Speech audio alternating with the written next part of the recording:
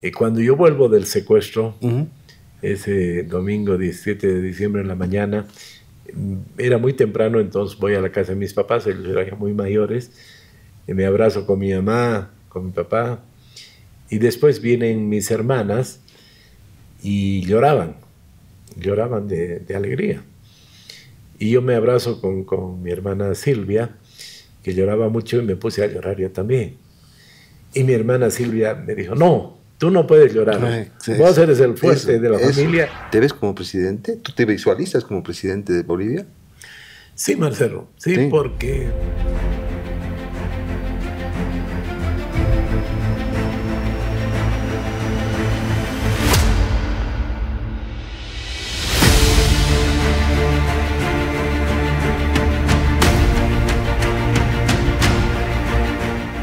Hoy nos visita un personaje que tiene una fórmula, no sé si secreta, pero es una fórmula del éxito. Ver su vida siempre en positivo. Ver en positivo cada proyecto que emprende. Hablaremos con la persona y con el empresario y dejaremos un poco de lado al político. Hoy está con nosotros Samuel Doria Medina. Bienvenidos al podcast Doy Fe.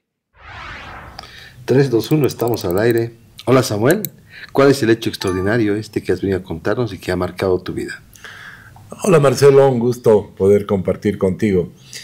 Yo te diría que el hecho que me ha marcado el último tiempo de mi vida de manera muy profunda, no solo a mí, sino a la familia, es el cáncer. Yo me hago un chequeo anual, rutinario, análisis de sangre, de orina, y ahí el médico encontró que tenía un poquito de sangre en la orina, microscópico. Me mandó a un urólogo, me hicieron pruebas y detectaron que tenía un cáncer, pero gracias a Dios en un inicio.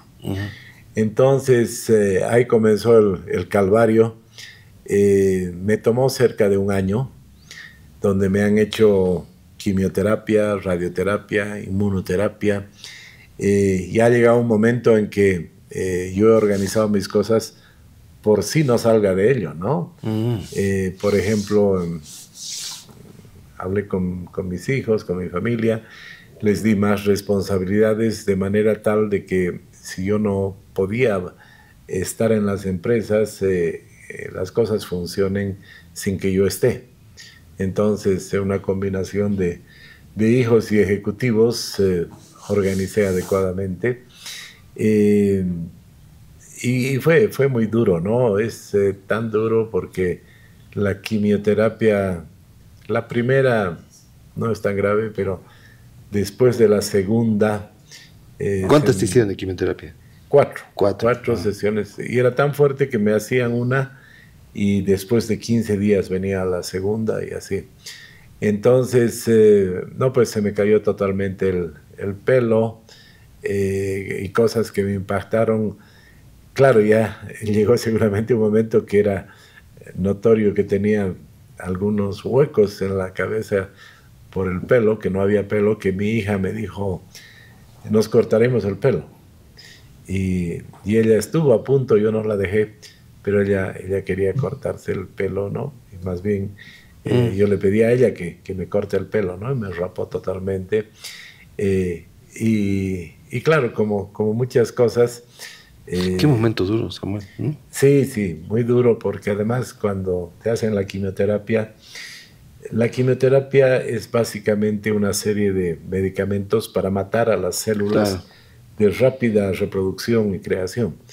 Y esas son las células cancerosas, pero están pues las células, los glóbulos rojos, los glóbulos blancos, que se renuevan permanentemente. Entonces la quimioterapia te mata los glóbulos blancos, quedas muy débil, expuesto a enfermarte de cualquier cosa, y los glóbulos rojos como que no tienes gasolina, ¿no? Entonces, para mí lo más impresionante fue de que la primera, la primera noche o el día siguiente después de la quimioterapia, el abrir los ojos, el levantar los párpados, fue un esfuerzo como si estuviera levantando una pesa de 100 kilos en el gimnasio, ¿no? Pero yo sabía que tenía que levantarme, que tenía que comer a cuando tenía náuseas, que tenía que hacer las cosas para renovar mis glóbulos rojos, mis glóbulos blancos.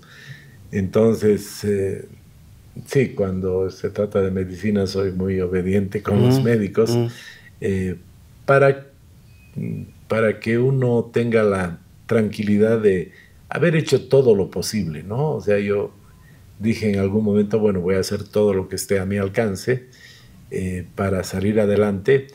Y bueno, hay una pequeña probabilidad de que no salga adelante de esto, pero por lo menos ante mi familia, ante mis seres queridos, de decirles, bueno, yo he hecho todo lo posible y ya esto está fuera de mi alcance, ¿no? Entonces, bueno, ha sido un proceso duro, las diferentes etapas, la quimio, la radioterapia, la propia inmunoterapia, porque además hay una cosa complicada. A mí me mordió un perro hace muchos años y cuando me llevaron a la clínica, me llevaron a la clínica Santa Isabel en la Plaza de Isabel la Católica y seguramente no había un médico muy experto, era un joven médico que me empezó a poner anestesia local para coserme, me tuvieron que coser más de 150 puntos. 150 puntos. Sí, sí, Estuviste, me has dicho, una hora. El perro estuvo muriendo una hora. Fue una lucha con el... Fue una lucha terrible, pero lo más complicado, la secuela más dura que me ha dejado esa perra, Jacqueline se llamaba, Jacqueline, es de que a raíz de que este médico muy joven, lo que dicen los otros médicos es debería haberte sedado, cosido y listo. Pero no, me empezó a poner anestesia local y como tenía tantas mordeduras a lo largo de todo el cuerpo, parece que me dio una sobredosis de xilocaína. Entonces, ahí quedé alérgico a la anestesia local. Entonces, de ahí en adelante, cualquier tratamiento, cualquier cosa, no me pueden poner anestesia local. Entonces, ya hay ciertos procedimientos urológicos que normalmente se pone algo de anestesia y pasan, la famosa cistoscopía, que a mí me tienen que hacer sin anestesia, ¿no? Entonces, un poco más complicadas las cosas cuando tú eres alérgico a la anestesia local, ¿no?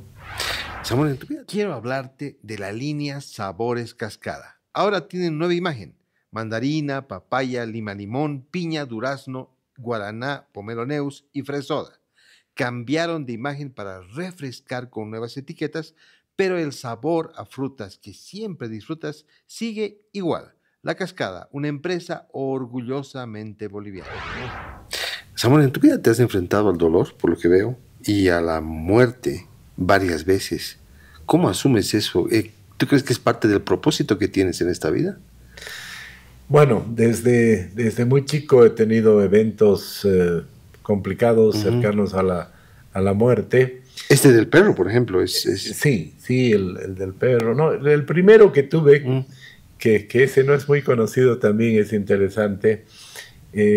Yo tendría 8 años y había un concurso de dibujo y Cecilio Guzmán de Rojas era hermano de mi abuela. Y mi mamá había vivido un tiempo en la casa de Guzmán de Rojas. Entonces ella tenía la idea de que iba a tener una hija, un hijo que iba a ser gran pintor. Entonces cuando hubo este concurso me inscribieron y yo me porté mal ese día. Me porté mal y me castigaron. Y fue, creo, mi primera negociación exitosa porque obviamente sin planificar. Claro. Yo le dije al profesor, bueno, usted no me deja ir, porque no me dejaba ni hablar, silencio. No me deja ir, pero me va a tener que devolver el dinero de la inscripción. Y claro, como era un joven alemán que vivió los rigores de la guerra, para él un centavo era mucho, ¿no? Claro. Entonces, al ver el problema, me dijo, ya vaya, vaya. Yo fui y gané el concurso de dibujo en Oruro. Y claro, en esa época, un niño de 8 años, lo que yo había visto en las películas, el juguete más apreciado era pues un tren eléctrico, ¿no? Claro. Que en esa época no había en Bolivia. Y claro, yo tenía la esperanza, el sueño de que en la premiación me iban a dar un tren eléctrico. Y voy a la premiación, que era muy importante, en la plaza de Oruro, al centro, y llaman mi nombre, me dan el premio, y mi premio era un par de zapatos Indújar. Había una fábrica de goma en Oruro, y eran unos zapatitos de goma, que eran pues muy primitivos, ¿no? O sea, no tenían ninguna ventilación. Y claro, en esa época yo seguramente tenía un par de zapatos, más el premio, tenía 2 pares de zapatos, entonces mi mamá me pedía que use algunos días ese zapato, y yo odiaba porque me hacía transpirar el pelo, tenía olor a goma, en fin. Y resulta que un día yo estaba volviendo a mi casa, vivíamos en la casa Grace, yo estaba bajando a la calle Bolívar, y en la calle Bolívar y La Plata empieza a llover y cae un rayo a 1 metro de lo que yo estaba. ¿Un rayo? Un rayo, sí. Eso sí que no sabía. Y obviamente me quemo el pelo, me quemo los vellos, me quedo sordo por el estruendo tan fuerte, pero no me pasó más. Entonces me voy a mi casa, apurado, le cuento a mi mamá, y mi mamá es la que se da cuenta, me dice, los zapatos. Claro, yo estaba con los zapatos de goma. Primer milagro. Ese está salvando la vida. Gracias a esos zapatos que yo no los quería. ¿Qué no los querías? Me salvé, porque si no hubiera estado con zapatos de goma, sino con zapatos de suela, que era el otro par que tenía, hubiera pasado la electricidad, y yo digo, hubiera quedado como esos matamoscas que pasa una mosca y cae un polvito, así hubiera quedado, ¿no? Totalmente. Pero en el mundo andino, en este caso, porque tú sabes que una de las calles, para que sea un Callahuaya, tiene que haber caído un rayo. A ti te cayó el rayo, ¿eh? Pero podría ser Callahuaya. La medicina no me ha traído mucho. No te ha traído mucho. Bueno, pero eso no se sabía, Samuel. Me parece. Sí, no necesita presentación, perdón, ha sido tan interesante. Hemos empezado en la charla y no lo he presentado. No necesita presentación, pero estamos con Samuel Doria Medina. Samuel nació en La Paz en 1958. Es un exitoso empresario y un reconocido político boliviano. Bienvenido una vez más a Doy Fe. Gracias, Marcelo.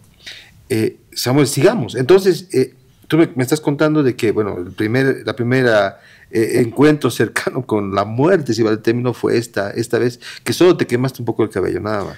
Sí, me quemé el pelo, los vellos, pero... ¿Y cómo fue ese momento, el estruendo, No, pues, la luz que viste? Claro, era una luz que me cegó, me dejó sin poder oír por unas horas. Fue el gran susto de mi vida. Claro, seguro. Un gran susto, pero lo increíble es que... El estruendo, además, el oído, ¿no? Claro, no, terrible el estruendo, como te digo, quedé sordo varias horas, más bien no me afectó a los oídos, ¿no? Pero fue así un primer episodio... que claro, después cuando se dice, si no hubiera estado con los zapatos y demás, te das cuenta que estuviste muy cerca de la muerte. Además, ¿no? que fue un milagro, porque obviamente eran los zapatos que no quería, pero esos zapatos te salvaron la vida, ¿no? Sí. Increíble, increíble. Luego, bueno, ¿viene la lucha con el perro o hay otra cosa más antes que no? A ver, primero está el tema del rayo, después está el tema con el perro. ¿Qué edad tenías? Tendría 11, 12 años. Y claro, como te comenté alguna vez, el tema del perro... ¿Esto fue dónde? ¿En La Paz? En La Paz, en la calle, en la avenida 6 de agosto y el pasaje Pascoe, al lado de la Pinilla. Me mordió el perro, me llevaron a la clínica. Este era un perro entrenado por los militares. Era un perro que no era entrenado por la policía, sino por los militares, eso es lo que decían.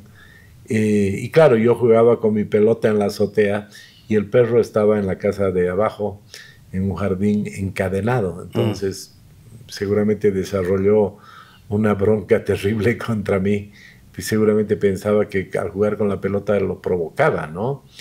Entonces, cuando me mordió, fue una lucha muy larga, porque el perro insistía.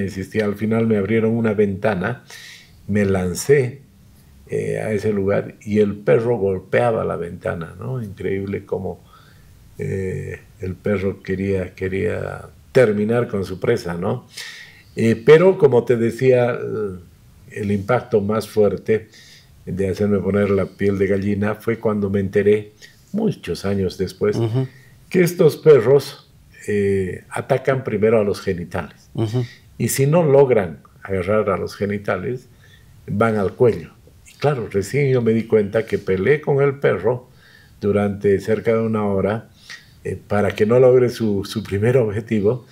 Y claro, tenía muchas heridas en las piernas, muchos puntos en las piernas, pero no logró su objetivo. Y después trató de agarrarme el cuello y tampoco logró, ¿no? Me sacó un o sea, sacaste fuerzas, ahí está el milagro, un poco, fuerzas de, ¿no? Porque luchar con un perro así, tú eras pequeño, entonces realmente me imagino que... no, y estuvo cerca de agarrarme el cuello porque en algún momento yo hice así, me mordió un pedacito de la oreja, y después los brazos, ¿no? Tengo una cicatriz fea en el brazo izquierdo, pero tenía cicatrices en el pecho también, en fin, estuvo cerca del cuello, pero no lo logró.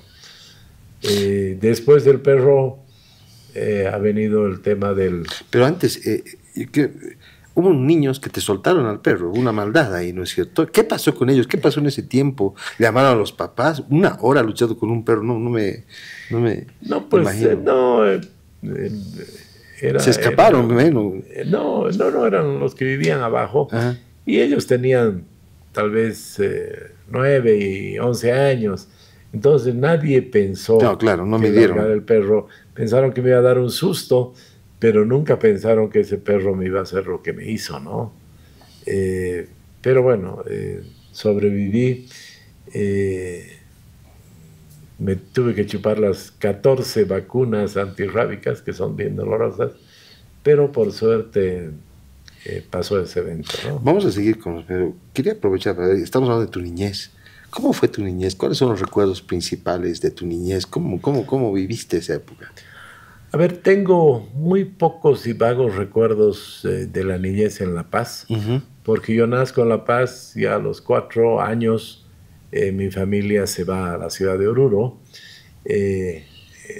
A mi padre lo nombran gerente de la Casa Grace en Oruro, a la empresa donde él había entrado 20 años antes como el último empleado de contabilidad.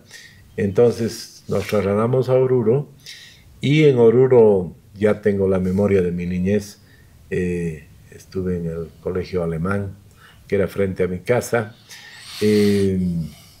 Obviamente me gustaba el fútbol, era del equipo de fútbol del curso, era muy amiguero.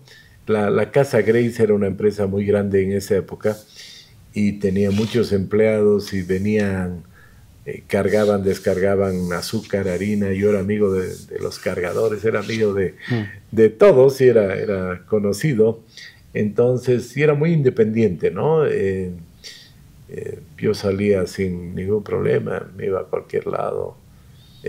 Yo me acuerdo que me ahorraba mis recreos, mi dinero, y cuando llegaba a tener 10 pesos me iba a comer fricasé.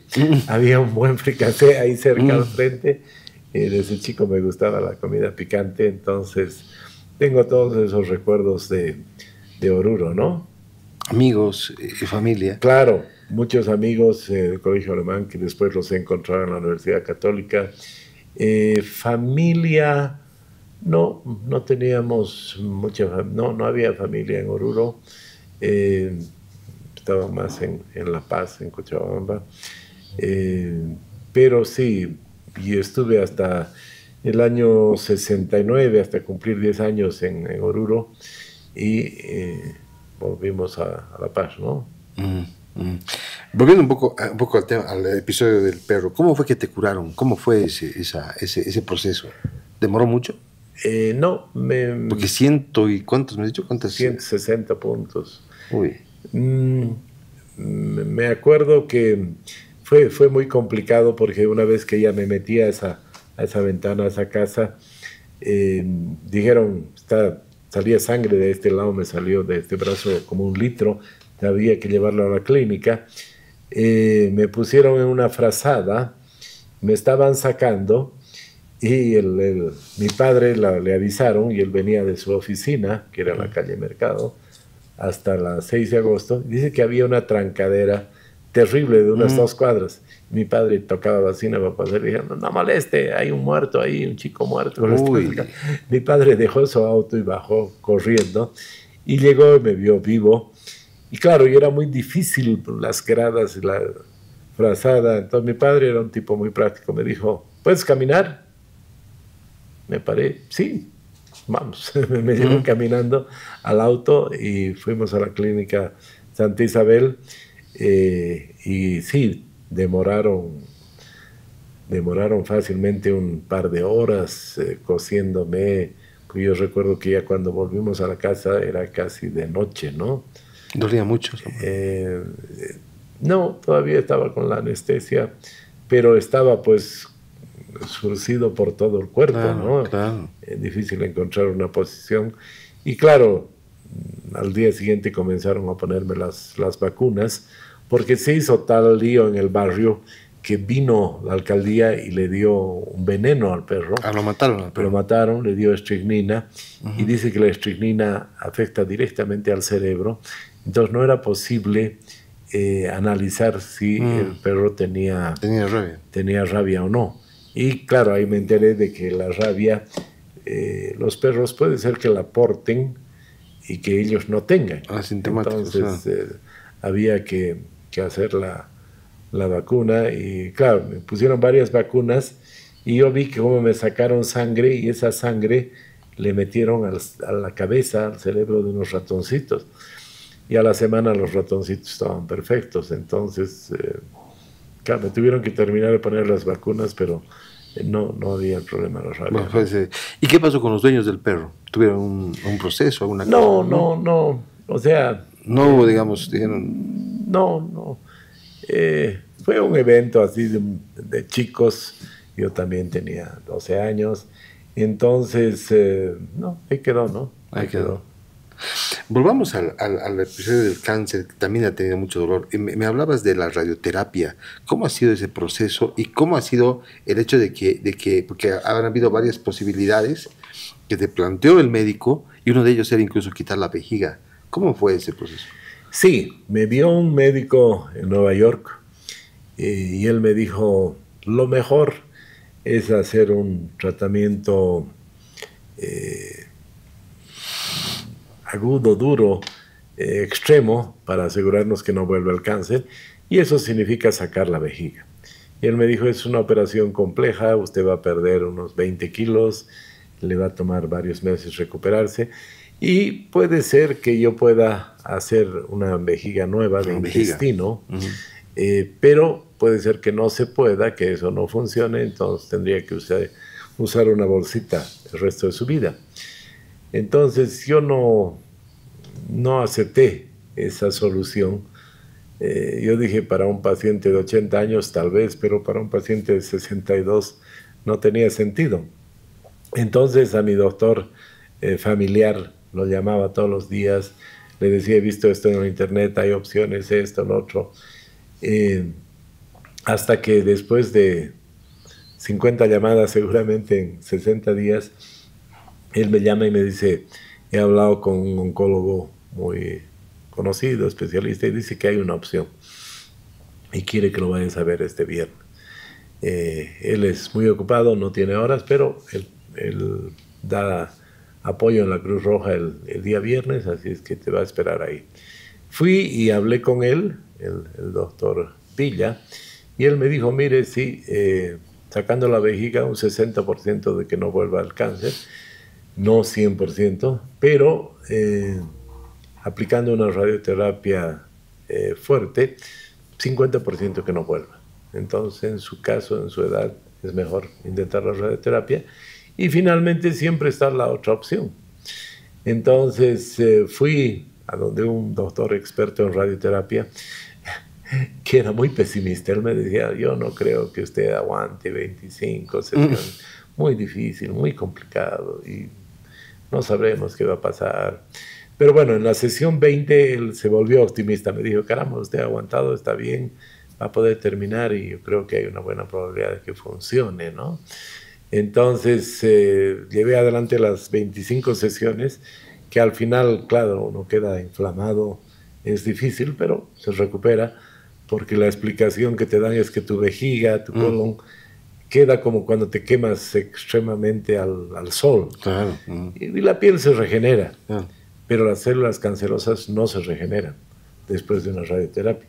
Entonces he estado 2 años con chequeos cada 3 meses y gracias a Dios se han cumplido 2 años. Pero las molestias eran fuertes, me imagino, durante las 25 sesiones.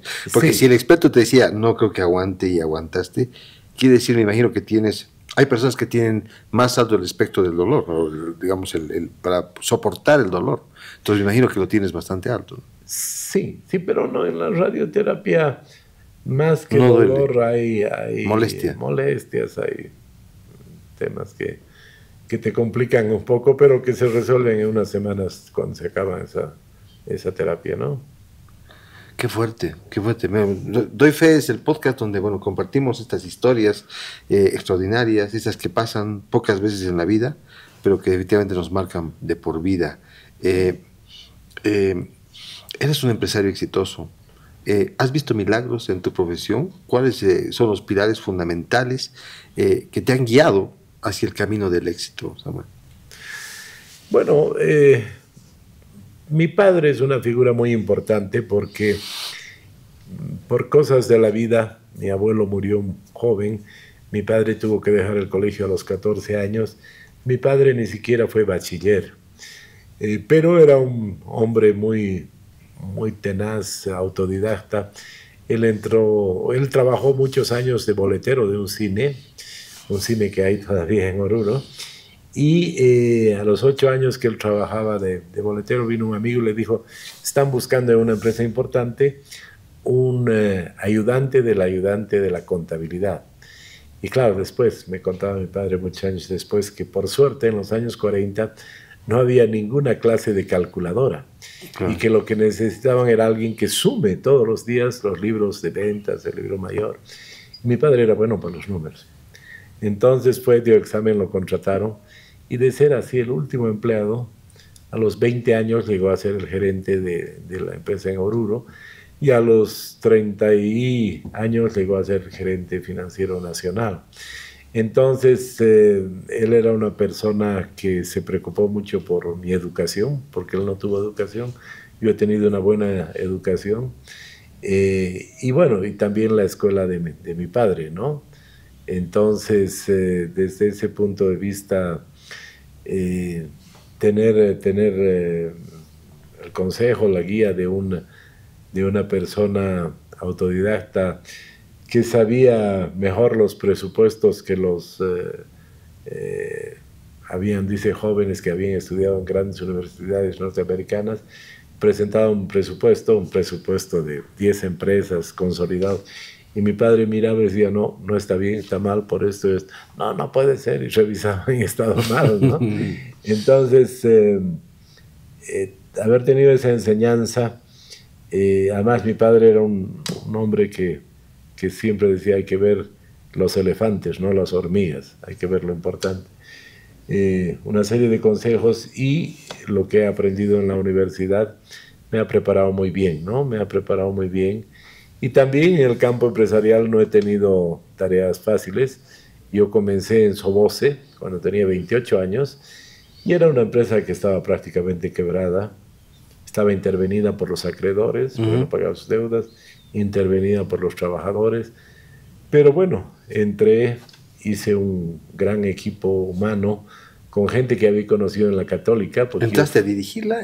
Claro, ¿no? Entré como el número 1. Entré porque la empresa estaba en las últimas. ¿Te la compraste, digamos? No, ¿quién me iba a comprar? Era un chico de 28 años. Entré como funcionario de la empresa. Como funcionario, y claro, hice un excelente equipo porque en la Católica yo había sido ayudante de cátedra, conocía a los jóvenes que venían. Entonces, fue muy interesante cómo esa empresa cambió de ser... Claro, te contrataron en principio y luego llegó a ser tuya, ¿no? Claro, me contrataron, y después hay un evento muy interesante. Un socio de la empresa que vive todavía, don Jorge Crespo Velasco, él tenía un 10% de las acciones de la empresa, y él decidió salir de la empresa, estaba mal, y vendió su 10% en $100,000. Después de 26 años de trabajo, y teníamos fe en la empresa, fuimos comprando acciones tantos años, llegamos a tener el 50%. Y vendimos ese 50% en 300 millones de dólares. O sea, el 100% cuando yo salí valía 600 y cuando yo entré valía 1. Entonces, ese cambio que se dio en la empresa no se da pues todos los días, ni en Bolivia ni en el mundo, ¿no? Son pocas las empresas que logran aumentar su valor en un 60.000%, ¿no? Entonces, ha habido momentos difíciles en Soboce, pero creo que además salí de la industria del cemento en el momento oportuno para dedicarme a otras cosas y apoyar a los emprendedores, ¿no? ¿Qué es lo que haces en el momento de tomar decisiones importantes en tu vida? Bueno, yo escucho, me informo muy bien. Parte de mi vida es estar muy bien informado. Dedico varias horas del día a informarme, aun cuando mi esposa reniega porque estoy mucho con el teléfono. Pero tengo que ser un hombre muy bien informado para tomar buenas decisiones. Escucho a mis colaboradores, pero finalmente yo tengo que tomar las decisiones y obviamente valoro todos los aspectos, pros, contras, y obviamente cuando hay claridad no hay duda, y cuando hay riesgo mido el riesgo y tomo riesgos también, ¿no? ¿Consultas con alguien o generalmente las decisiones difíciles las tomas tú? No, escucho el consejo de mis colaboradores, pero finalmente yo tengo que tomar la decisión, ¿no? Entonces, creo que es importante estar bien informado, escuchar las personas, porque hay personas, yo digo los abogados, por ejemplo, los abogados siempre ven los problemas, ¿no? Los riesgos. Si uno haría caso a los abogados, no haría nada. Pero es bueno escuchar qué dicen los abogados para después tomar una decisión, o puede ser que los riesgos sean muy grandes. Creo que es bueno estar informado de eso también, pero finalmente tomo decisiones. Y yo prefiero muchas veces equivocarme por tomar una decisión que perder una oportunidad por no tomarla, ¿no? ¿Cuál ha sido la decisión más difícil que has tomado? Si podemos conocerla. En el campo empresarial yo creo que sin duda ha sido el de vender Soboce, ¿no? Era una empresa, una industria muy grande, daba una ganancia muy importante, pero yo veía claramente que el futuro estaba comprometido, el futuro del país estaba comprometido, el gobierno se dedicó a hacer fábricas de cemento por todo lado, entonces no fue correcto mi análisis de que era el mejor momento para vender, ¿no? ¿Y en el ámbito personal? En el ámbito personal, decisiones difíciles. Yo creo que lo que tiene que ver con la salud, ¿no? Sí, son decisiones que hay que tomarlas y cuanto más rápido las tomas, generalmente mejor. Entonces, ahí hay decisiones difíciles.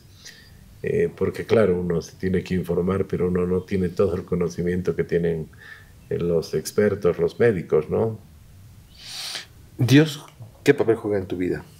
En las decisiones y en los momentos difíciles, ¿está? ¿Cómo? Juega un rol muy importante porque yo parto de una premisa fundamental, no hacer daño a los demás.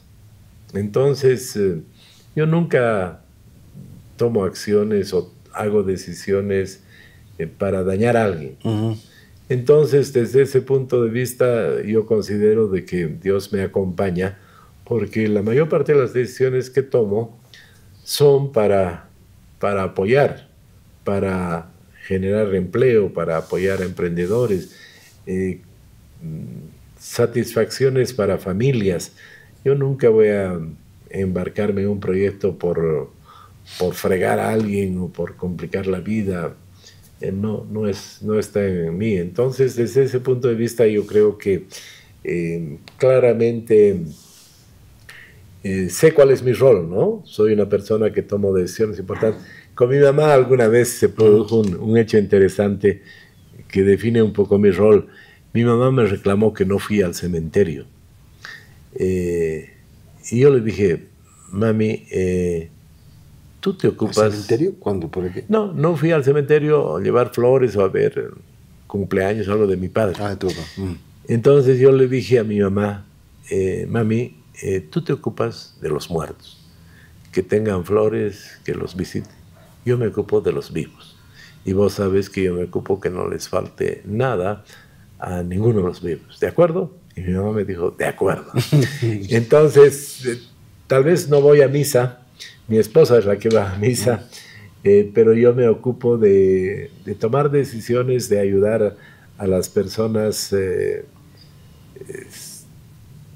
en todo lo que es posible, ¿no? Entonces, ahí yo creo que estoy en sintonía con Dios, porque ¿qué sentido tiene que una persona vaya todos los domingos a la iglesia, rece, pero de lunes a viernes esté haciendo cosas para dañar a los demás, para hacer sufrir a los demás, ¿no? Entonces mi visión es, yo me encargo de hacer cosas buenas y mi mamá era la encargada de ir al cementerio a ver a los muertos, mi esposa es la que va a misa, mi hija. Entonces lo veo como una división de trabajo y obviamente yo hablo con Dios y claramente mis decisiones de hacer las cosas correctas, ¿no? Hace un tiempo vino Ivo Blasicevic y tú sabes que Ivo ha pasado por momentos muy complicados con su familia. Nos contaba la muerte de su esposa y el cáncer ha perseguido a su familia. Y él nos decía en algún momento, yo realmente en momentos tan difíciles no sé qué haría si no tuviera el respaldo, porque obviamente, y me parece que tienes un perfil similar en el ámbito de ser cabeza, pero de decisiones fuertes y de ser el hombre fuerte de la casa. ¿Cómo se hace esto, Samuel? ¿Cómo lo enfrentas? ¿No te cansa a momentos? ¿No sientes el peso ese? No. Y hay un evento en mi vida que me marcó mucho. Cuando yo vuelvo del secuestro, ese domingo 17 de diciembre en la mañana, era muy temprano, entonces voy a la casa de mis papás, ellos eran ya muy mayores, me abrazo con mi mamá, con mi papá, y después vienen mis hermanas y lloraban de alegría. Y yo me abrazo con mi hermana Silvia, que lloraba mucho, y me puse a llorar yo también. Y mi hermana Silvia me dijo, no, tú no puedes llorar, vos eres el fuerte de la familia, vos siempre adelante, haz que por favor no cambies, no llores.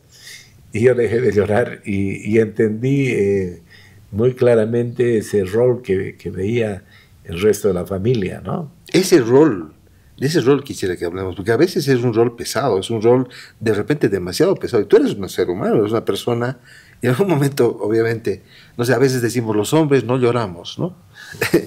¿Tú sientes eso? ¿Que los hombres no debemos llorar? ¿Cómo ves ese tema? Bueno, como te digo, algunas veces que tú cumples un rol importante, si tú lloras puedes causar que se desmoronen el resto de los miembros de la familia. Pero desde luego que uno llora y no tiene sentido esa visión de decir los hombres no lloran, ¿no? Yo creo que era una... Te lo dijo tu hermana. No, bueno, tú no puedes llorar, tú eres un hombre fuerte, ¿no? Sí, pero era por el rol familiar, ¿no es verdad? Claro. No porque el hombre, sino porque según ella yo tenía que ir adelante de todos. Claro. Sí. Entonces, sí, a veces es duro porque, por ejemplo, yo recuerdo que cuando falleció un sobrino, yo fui el que tuvo que avisarle a mi hermana que su hijo estaba muerto. Y claro, ella no creo que tenga muy buen recuerdo, no creo que diga, caramba, me avisó. No, ella yo creo que recuerda mal ese momento, ¿no es verdad? Entonces, hay veces que tú tienes que cumplir esos roles difíciles sabiendo que van a tener un costo, ¿no? Porque si vos le dices la mala noticia a una persona, hay que decirla. Muchas veces puedes explicar, pero hay veces que no puedes explicar. Yo me acuerdo que... ¿Y cómo fue que se lo dijiste? No, así, tal cual. Le tuve que decir que él ha fallecido, ¿no? Porque ella estaba con la esperanza de que...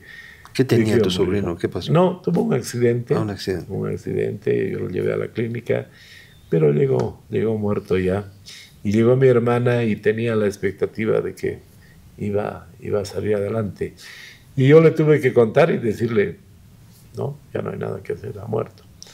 Y claro, como te digo, vos no puedes explicar, no puedes decir, mejor te diré la verdad, ¿no ve? O sea, para que asumas.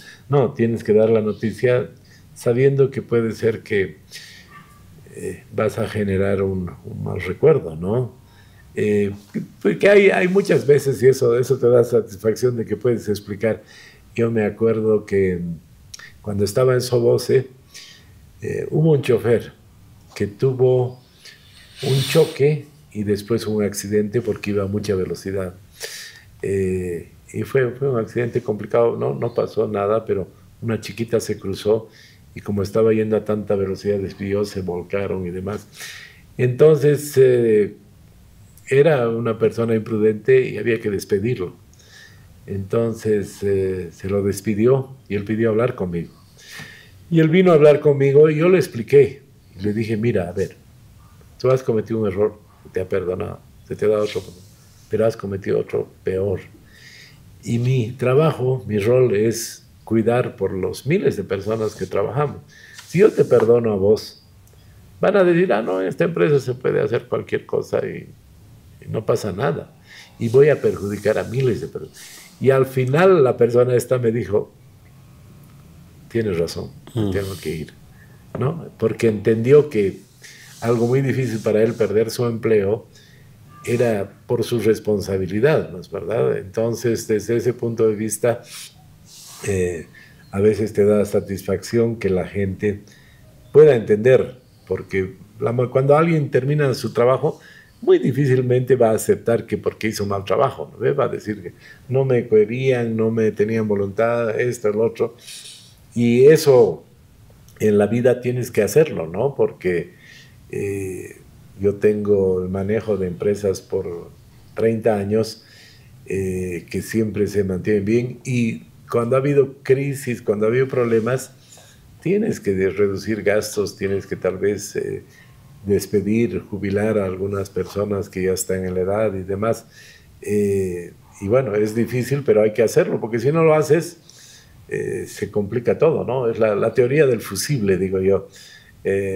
La teoría del fusible es que todos somos parte de un sistema grande y somos como un fusible. Y cuando sube demasiado la corriente, si vos no saltas, si no desconectas y haces todo el esfuerzo y dejas pasar una corriente muy grande, puedes quemar todo el sistema, ¿no? Entonces tenemos que darnos cuenta de que tenemos que cumplir un rol como cumple un fusible. Pero precisamente por eso a veces se ve a los empresarios como personas frías, como personas calculadoras, ¿no? ¿Cómo lidias con eso? Las personas que me conocen saben que no soy así. Yo me intereso en ellos, en sus familias, tenemos una amistad, ¿no? Y cuando hay necesidades de las personas, muchas veces, más allá de lo que quiere o de lo que dice la ley o la empresa, se ayuda, ¿no? Entonces, yo creo que claramente cuando la gente se da, también encuentra una buena respuesta, ¿no?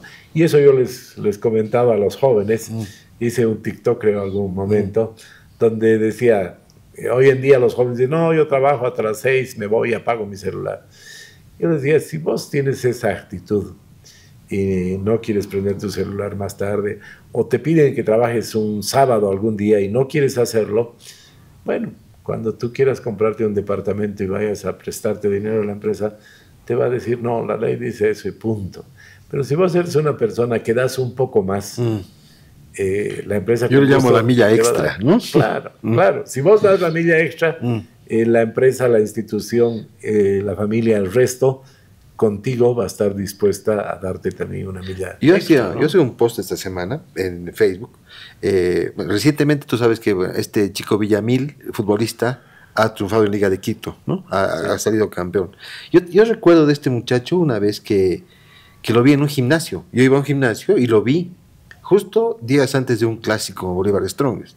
Y él estaba haciendo, o sea, fuera de horarios de oficina, digamos, de entrenamiento, él estaba haciendo pesas, estaba preparándose, y ese domingo metió un golazo. Entonces le decía a Diego, mi hijo, mira, le ha metido la milla extra, y mira el golazo que se ha metido, ¿no? A veces la vida tiene eso, ¿no, Samuel? Dar la milla extra para ganar. Ese ha sido Samuel, dar siempre la milla extra, es una fórmula, es un secreto, es un... Sí, sí, yo creo que siempre si uno da un poco más, yo digo siempre en estos ambientes de competencia, eh, vos puedes sobresalir, puedes ganar porque tengas mejor información o porque trabajes más, ¿no es verdad? Claro. Entonces, si combinas las dos cosas, de estar muy bien informado, de conocer lo que quieren los clientes, de conocer el mercado y trabajar un poco más en función de eso, no hay duda que vas a tener éxito, ¿no? Y en cualquier negocio, sea en la comida rápida, sea en el cemento, sea en la construcción, porque es interesante, yo les comento a los emprendedores de que hay negocios que parece que no son importantes y demás, como vender hamburguesas. Y alguna vez alguien me ha ya no, este es un hamburguesero, me ha menospreciado, pero es muy interesante, yo les comento a los jóvenes, de que en Burger King atendemos cada día a 17,000 personas. Ah, sí, sí. Tenemos 18 restaurantes, esta semana vamos a inaugurar el 19 en Green Tower, Santa Cruz, pero atendemos a 17,000 personas. Eso es que atendemos a 6,200,000 clientes al año. Ningún restaurante en Bolivia. Todo, casi, pues, sí, mitad de Bolivia, ¿no? Más o menos, sí, sí. Claro que muchos van varias veces. Pero no hay ningún restaurante en Bolivia que tenga esa magnitud, ¿no es verdad? No. Entonces, parece un negocio pequeño, sí, el hamburgueserito, pero piensa si es un negocio que da trabajo de manera directa a 500 jóvenes, a miles de personas que son los que hacen los insumos, mueve realmente la economía en cada región. No, pues impresionante. Compramos millones de panes cada año, toneladas de trabajo todo. Claro. Entonces es impresionante cómo una actividad que parece muy simple puede generar un volumen de negocio y tener clientes por millones, ¿no es verdad? Entonces, sí, la fórmula, ¿cuál es? Todas las semanas alguna novedad, todas las semanas atendiendo a los clientes con una manera distinta. Nunca vas y encuentras lo mismo que la anterior semana, siempre hay una opción, siempre hay algo nuevo. Entonces, pues siempre estar creando. La milla extra está ahí presente, ¿no? ¿Cuántas horas trabajas al día, Samuel? Uy, debo trabajar unas 12 horas, 13 horas. ¿Y en qué momento atiendes a la familia? ¿Cómo equilibras eso? Bueno, ahora tienes nietos, ¿no? Ya, ¿cuántos nietos? Tengo 8 nietos. 8 nietos. Tengo 5 de La Paz y 3 Cambitas de Santa Cruz. A ver, eso yo creo que he cambiado después de pasar por todos esos eventos. Le doy más tiempo a la familia, porque antes yo tenía una idea de trabajo fines de semana, trabajo feriados, y decía cada año yo trabajo un tercio, trabajo 120 días más que los demás. Cada 3 años trabajo un año más, ¿no es verdad? O sea, así medías tu productividad, digamos. Claro. 50 domingos, 50 sábados, 20 feriados, trabajo 120 días más, ¿no es verdad? Pero después de todo lo que me pasó, el domingo es sagrado no me comprometo a otras cosas. En la mañana voy a trotar, pero el almuerzo familiar con todos mis hijos que están Siempre aquí. trotas, ¿no? Además. Sí, sí. ¿Todos los días? Es una... No, sábado y domingo. Solo fin de semana. Solo fin de semana. Y además la Navidad, y nos tomamos vacación juntos, toda la familia a fin de año, entonces le damos tiempo a la familia. Un tiempo a la familia. Volvamos un poco yo te confieso algo. Si hay algo que a mí me hace llorar, porque me he quedado con eso y no quiero dejarlo pasar, si hay algo que me hace llorar, que me sensibiliza, es la música. La música, a mí, un buen concierto. Cuando veo un buen concierto, por ejemplo, así interpretado de alguien que, digamos, me gusta y lo veo y me emociona. Llego hasta las lágrimas. ¿Qué hace llorar a Samuel Doria Medina? ¿Qué emociona? ¿Te emociona así hasta las lágrimas? A ver, la música, no, más bien yo la veo la música que me da alegría. Pese a que hay una música para cada momento de la vida, ¿no es verdad? Pero a ver, lo que me emociona es cuando la gente que cercana a mí tiene logros, ¿no? Cuando tus hijos. Bueno, no, los que trabajan conmigo, mis hijos. Sí, a mí me o la gente que ha trabajado, de repente alguien que ha trabajado contigo muchos años, ese tipo de cosas.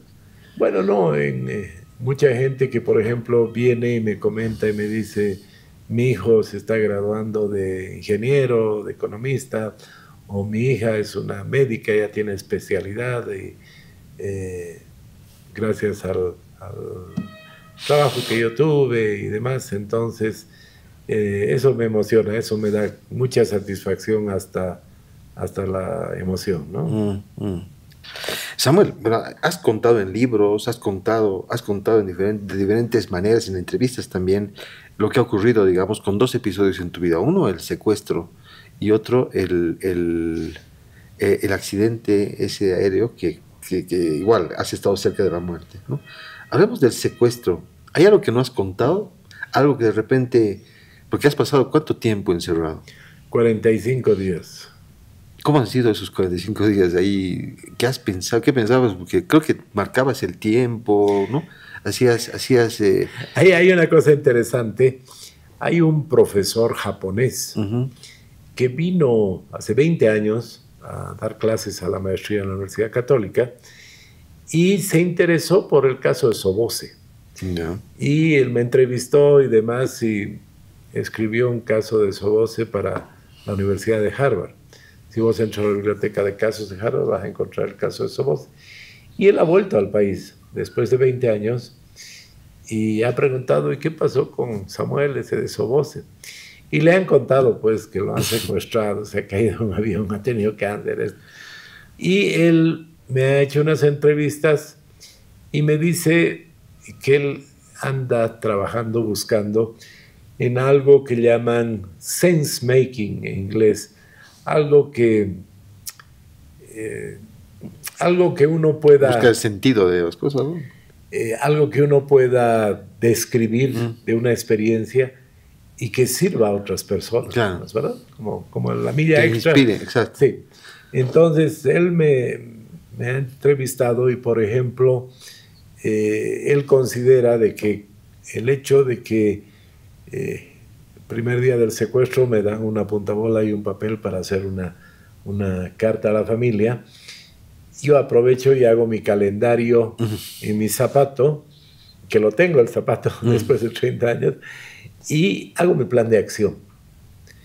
Él considera de que esa actitud de estar en unas condiciones así muy complicadas, pero tener un plan de acción, eso es fundamental en la vida, ¿no?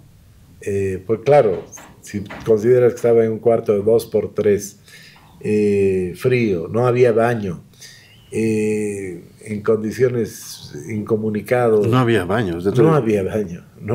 Qué terrible esa situación. Claro. Entonces me pasaban una lata. Entonces, estar en esas condiciones y tener la capacidad de hacer tu agenda y hacer tu plan de acción, él ha escrito un libro que lo está publicando en el Japón, porque él considera de que así algunas actitudes de mi vida pueden servir a otras personas Claro. En circunstancias complicadas, ¿no? O por ejemplo, en alguna ¿Y reunión... cómo era ese plan de acción? ¿Qué constaba? ¿Qué consistía? Bueno, consistía en primero de tener un horizonte de tiempo, de vida, y segundo, todos los días yo me levantaba, sabía qué día era, rezaba, hacía mis ejercicios, hacía una evaluación, me daban un jarro con té, tomaba un té, entonces tenía una rutina, ¿no? Y al final del día también es interesante, yo rezaba para que las personas que tenían la decisión sobre mi vida tomen decisiones adecuadas y no se equivoquen. O sea, orabas por ellos. Claro, claro. Que después me han comentado de que eso es muy común en los sacerdotes que están recluidos, que están en oración permanente, oran no solamente por ellos, por los de su comunidad, sino por sus enemigos, ¿no? Para que sus enemigos cambien. Entonces, así, tenía toda una rutina del día y evaluaba al final del día qué había pasado, qué no había pasado. Entonces, ocupaba mi mente. Había unas pocas horas que prendía una luz afuera y yo tenía oportunidad de leer. Entonces... Estabas a oscuras después. Claro, claro. Entonces, además era una apertura tan pequeña que el plato que me pasaban ni siquiera pasaba, lo inclinaban y cuando había algo jugoso se echaba, ¿no es verdad? Porque era un agujero muy... Y por ahí afuera había un foco y entraba algo de luz y yo describí que viví 45 días en color sepia, ¿no? Entonces, todas esas cosas... sí, en una universidad me preguntaron, ¿y usted se imaginaba cómo iba a morir? Y no, yo no soy de las personas que ve hacia adelante negativamente. No, yo comenté de que yo veía que cuando iba a salir del secuestro, decía, si salgo temprano, muy temprano, una hora inconveniente, voy a la casa de mis padres. Si salgo, si me liberan a... O sea, yo tenías esa idea, visualizaba en ese momento. Claro, voy a mi casa y todos vienen. O sea, había previsto una salida positiva. Y yo comenté en esa ocasión de que yo no visualizo cosas negativas. Que hay gente pesimista que dice, no, si me muero, si me pasa, si esto... Yo estando en circunstancias muy difíciles, visualizaba cosas positivas, ¿no? Y, qué importante eso que dices, ¿no? Y ese es un constante en tu vida, siempre lo ves. Sí, no, me acusan de que soy un optimista. Optimista, sin remedio. Pero te diré que el optimismo creo que es parte de la explicación de las cosas buenas que te pasan, además. Y además esa idea de visualizar y después, claro, analizando, yo visualizo también los proyectos empresariales.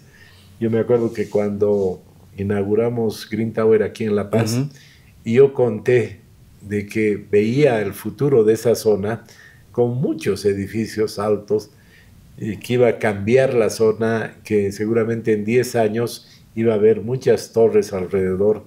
Y yo decía, yo visualizo que va a pasar lo que ha pasado en Puerto Madero, en Buenos Aires, que comenzó un edificio y ahora se ha vuelto un nuevo centro, claro. ¿no? ¿Verdad?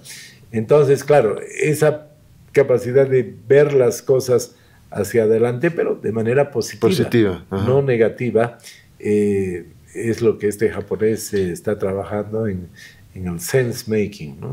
Qué bueno, y creo que eso va a inspirar a mucha de la gente que nos está viendo, ver las cosas de forma, porque generalmente, y hay muchas veces dicen, ¿no? La mente humana puede ver un montón de cosas negativas, ¿no? Y el 95% no se cumplen, ¿no? Entonces, mejor es ahorrar tiempo y ver las cosas positivas, ¿no? Sí, y estar preparado para cuando venga lo bueno, ¿no? Porque además, en esas circunstancias tan difíciles que yo estaba, si se acababa, si venía la muerte, bueno, se acababa. Pero, y esa inspiración viene en el secuestro, Sí. de una cosa muy interesante. Uno de los libros a los que tuve acceso en el secuestro fue A la Casa de los Espíritus. Y recuerdo muy bien el pasaje.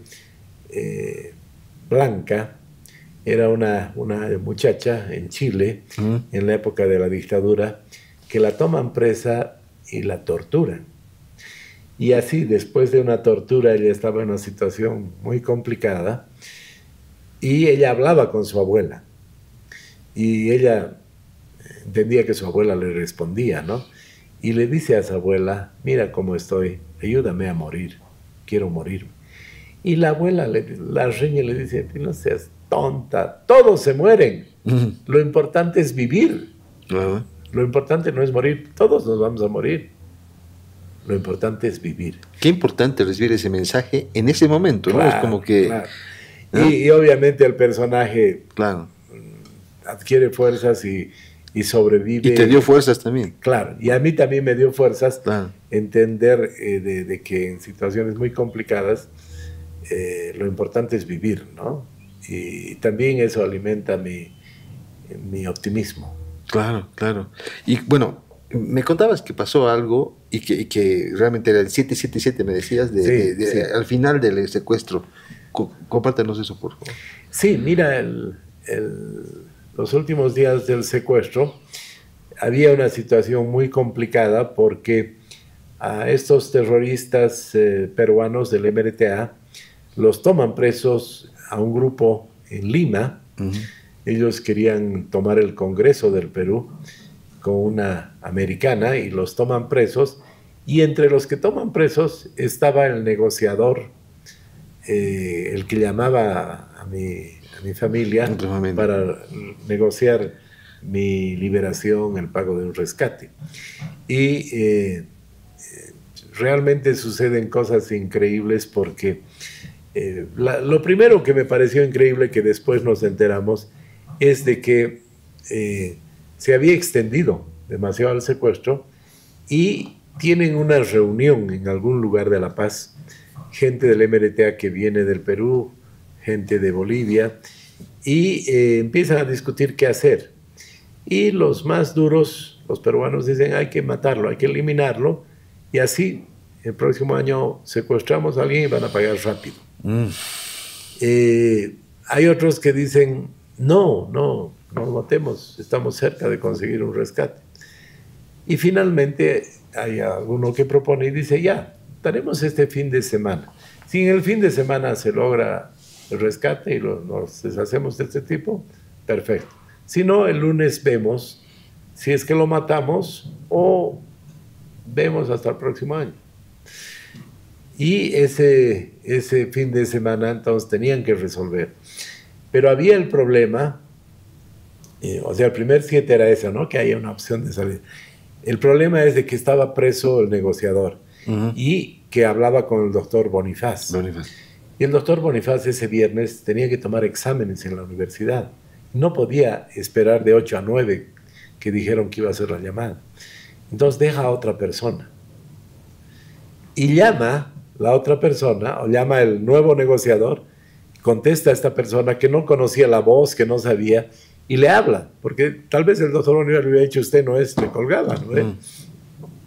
Esta persona le escucha y el del MRTA le dice, mire, la persona que estaba hablando antes, el ingeniero Rentería, no puede ya estar, entonces van a hablar conmigo, y para que vean que esto es real, vayan a la calle 21, hay un cartel de la Suisse, y ahí abajo hay una botella de Coca-Cola vacía.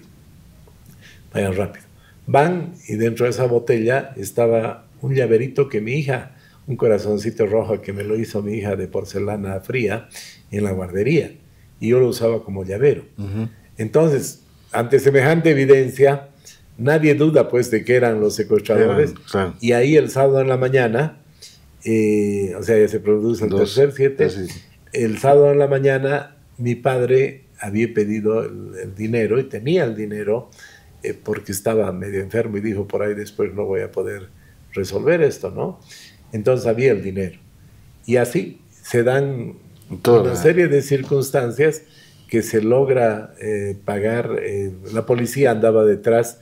Mi hermana y mi esposa dice que fueron a la casa de mi papá y salieron y había una procesión ese día que pasaba por la avenida Bolívar y ellas se sumaron a la procesión.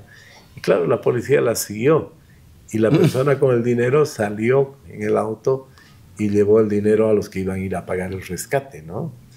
Entonces realmente... Una suma de... Sí, sí, y además todas propiciadas por Dios, me imagino, porque era...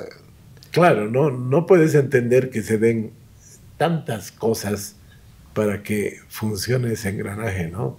La probabilidad alguna vez he calculado y es pues menos de 1/1000.000, ¿no?